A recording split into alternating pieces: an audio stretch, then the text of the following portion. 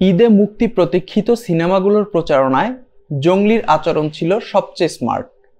সবার আগে আওয়াজ তুলেছিল, পোস্টার ও গান দিয়ে সামাজিক মাধ্যম সরগরম করে তুলেছিল।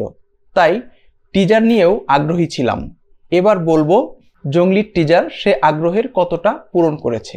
জংলি অর্থাৎ হিংস্রতায় ভরপুর, কিন্তু এই বিষয়টাই টিজারের অধিকাংশ জায়গায় ওয়ার্ক করেনি। 1 মিনিট 11 সেকেন্ডের টিজারের খুব কম দৃশ্যই মন ভরিয়েছে।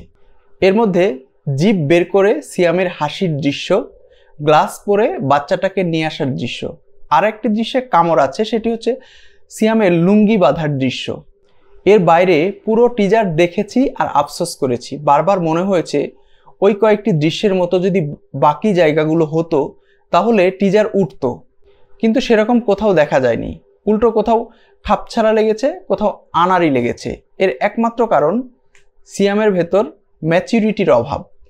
বরবাদ ও দাগির টিজারে সাকিব এবং নিশোর মধ্যে দেখবেন ম্যানলি একটি বিষয় আছে, কিন্তু জংলির টিজারে 2-1টি জায়গায় সিয়ামের মধ্যে এই ব্যাপারটি লক্ষ্য করা যায়নি।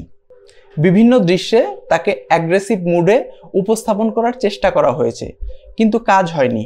এটিই হচ্ছে এই টিজারের সবচেয়ে বড় দুর্বলতা। পাশাপাশি টিজারে বড় ধরনের কোনো অ্যাকশনেরও আভাস পাওয়া যায়নি। সব মিলিয়ে বলা যায় প্রিমিয়াম কোয়ালিটির কিছু মনে হয়নি। আরেকটি ঘাটতি হচ্ছে শক্তিশালী কোনো ডায়লগ নেই।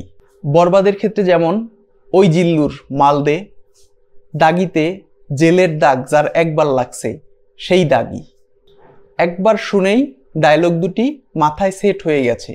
কিন্তু জংলিতে এরকম কোনো ডায়লগ পাওয়া যায়নি।